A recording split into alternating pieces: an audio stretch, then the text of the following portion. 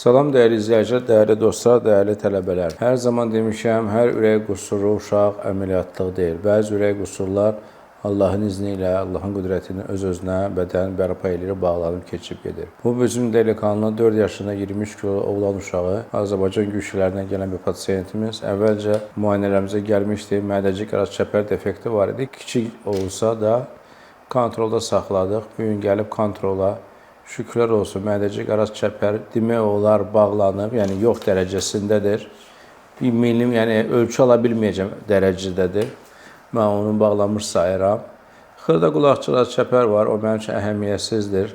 Ona görə sözümün canı odur ki, hər ürək qüsuru əməliyyatlıq deyil, hər ürək qüsuru həkim mütəxəssis nə deyirsə onu eləmək lazımdır, tövsiyə olunur. Yəni o qədər, yəni bilin.